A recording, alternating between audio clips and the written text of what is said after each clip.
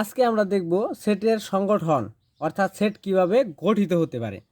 সেটের তিন ধরনের সংগঠন আছে, সেটের সংযোগ এবং সেটের ছেদক এবং সেটের অন্তর বা বিয়োগ। তিন ধরনের সংগঠন আমরা দেখব। সেটের সংযোগ কি? সংযোগ সেটকে সাধারণত এরকম চিহ্ন দ্বারা প্রকাশ করা হয়, ইউ আকৃতির একটা চিহ্ন দ্বারা বা সংযোগ চিহ্ন, ইউনিয়ন বলা হয়ে থাকে, এরকম চিহ্ন দ্বারা প্রকাশ করা হয়ে থাকে। এই সংযোগ সেটের কাজই হলো সংযোগ করা, অর্থাৎ দুটি সেটকে সংযোগ করবে তারা। এ একটা সেট লিখলাম হলো 1 to 4 এবং বি আর একটা সেট লিখলাম হলো 3 5। যদি আমি এ সংযোগ বি লিখি তাহলে সেট কিভাবে সংযোগ করতে হয়, আমরা এ সংযোগ বি মানে আমরা এ কে আগে লিখব, এ হলো 1 2 4, সংযোগ আছে সংযোগ দিলাম, তারপর লিখতে হবে বি সেটটা হলো 3 5। এই দুটি সেটের সংযোগ মানে দুইটা সেটের ভিতরে যে সেটটা কমন আছে বা মিল আছে সেই সেটটা একবার লিখতে হবে, আর সকল সেটে আমাদেরকে লিখতে হবে। যেমন এই জায়গায় 1, এই জায়গায় 1 কে আর আছে নাই, তাহলে 1 লিখবই, তো 1 লিখতে হবে। সেটের জন্য সেকেন্ড ব্র্যাকেট দিলাম, তারপর 2 কোনো হানো মিল নাই, একটা 2 লিখব, 3 লিখব, 4 লিখব, 5 লিখব। এটাকে বলা হয় থাকে সেটের সংযোগ, অর্থাৎ এ সেট এবং বি সেটের সংযোগের আনসার হবে 1 2 3 4 5। এভাবে আমাদের সেটের সংযোগ করতে হবে। সেটের ছেদক হলো একে এরকম উল্টা ইউ আকৃতি চিহ্ন দ্বারা প্রকাশ করা হবে। যেমন এ একটা সেট লিখলাম 1 2 4, বি আর একটা সেট লিখলাম হলো 1 3 4 5। দুটি সেট লেখা হয়েছে, একটা এ সেট আর একটা হলো বি সেট। এই দুটি সেটের ইন্টারসেকশন বা ছেদক সেট কি হবে? দুটি সেটের ছেদক সেট বের করতে হলে আমাদেরকে প্রথমে এই ক্ষেত্রে এ সেটটা যেহেতু প্রথমে আছে, এ সেটটা লিখব 1 2 4, এ সেটটা মাঝখানে ইন্টারসেকশন লাগলাম। তারপর বি সেটটা আছে, অর্থাৎ লিখব 1 3 4 5। দুটি সেটের ইন্টারসেকশন বা ছেদক মানে হলো দুটি সেটের ভিতর যে উপাদানটা কমন আছে বা মিল আছে সেই উপাদানটাকে শুধু লিখতে হবে।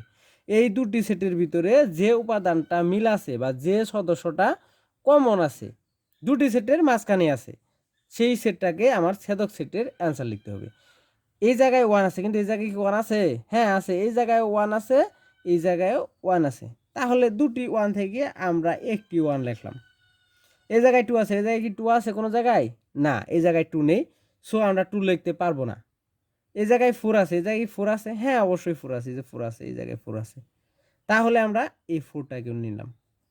আর কোনো মিল নাই, তাহলে বলা যায় দুটি সেটের ভিতর যে সেটটা দুটি সেটে আছে বিদ্যমান সেই সেটটাকে আমরা সেটের ছেদক সেটে অ্যান্সার লিখতে পারবো, অর্থাৎ 1 4 হবে সেটের ছেদক সেটের অ্যান্সার। এখন আসি সেটের অন্তর বা বিয়োগ কি। সেটের অন্তর বা বিয়োগ হলো এ একটা সেট লিখলাম 1 2 3 4, বি আর একটা সেট লিখলাম হলো 1 3। এ দুটি সেটের অন্তর, অর্থাৎ যদি বলে এ থেকে বি বাদ দাও, এ থেকে বি এর অন্তর বের করো, কিংবা বি থেকে এর অন্তর বের করো, সবগুলাই বের করা যাবে। অন্তর মানে হলো বিয়োগফল। আমরা এখন বের করব এ মাইনাস বি, অর্থাৎ এ এর উপাদানগুলো থেকে বি এর উপাদানগুলো বাদ দিতে হবে। তাহলে এর উপাদানগুলো ফার্স্টলি লিখবো, সেকেন্ড ব্র্যাকেট দিব। এর উপাদানগুলো হলো 1 2 3 4, মাইনাস আছে মাঝখানে মাইনাস, বি এর উপাদানগুলো হলো 1 3। অন্তর সেটের নিয়ম হলো মাইনাস করতে হবে। কোনগুলা মাইনাস করবো?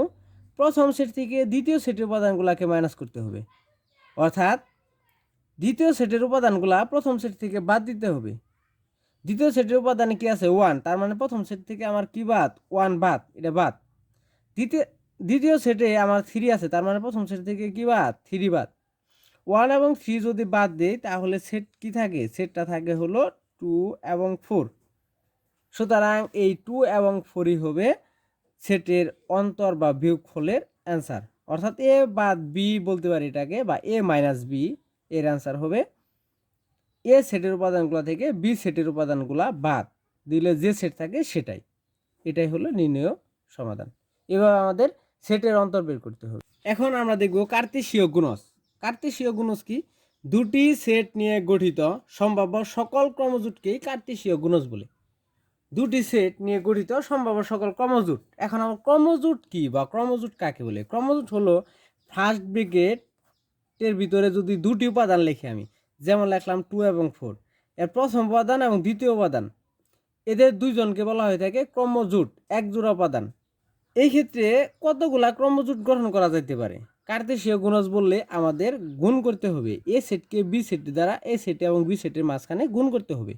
অর্থাৎ এ সেট এবং বি সেটের গুণ করে যে অ্যান্সারটা আসবে, যে ক্রমজোটগুলো আসবে, অর্থাৎ একটা সেট গুণ করে কতগুলা ক্রমজোটে তাদেরকে প্রকাশ করা যায়, কতগুলা জোড়া লেখা যাইতে পারে, সেগুলোকে হবে এই ক্রমজোটের অ্যান্সার। তাহলে এ সেট যেহেতু ফার্স্ট আছে, এ সেটটা আমি লিখলাম 1 3, ক্রমজোট যেহেতু মাঝখানে গুণ আছে গুণ দিলাম কার্তেশীয় গুণজে, এবং বি সেট আছে বি সেটটা লিখলাম 2 এবং 4। এই দুটি সেট আমাকে গুণ করতে হবে। গুণ কিভাবে করব? ক্রমজোট লিখতে হবে। ক্রমজোটগুলা হবে এই জায়গায় 1 দিয়ে প্রথমে 2কে গুণ করতে হবে, তারপর 1 দিয়ে 4কে গুণ করতে হবে, অর্থাৎ 1-এর সাথে 2-এর লিখতে হবে, তারপর লিখতে হবে 1-এর সাথে 4কে। শেষ, দুটি ক্রমজোট আমার হয়ে গেছে। দেখো, এটা একটা ক্রমজোট, এটা একটা ক্রমজোট। তারপর আবার 3 দিয়ে লিখতে হবে, 3 দিয়ে এই 2কে করতে হবে ক্রমজোট, তারপরে 3 দিয়ে 4কে ক্রমজোট করতে হবে, অর্থাৎ 3 2 এটা একটা ক্রমজোট, 3 4 এটা আর একটা ক্রমজোট, ফার্স্ট ব্র্যাকেট দিতে হবে।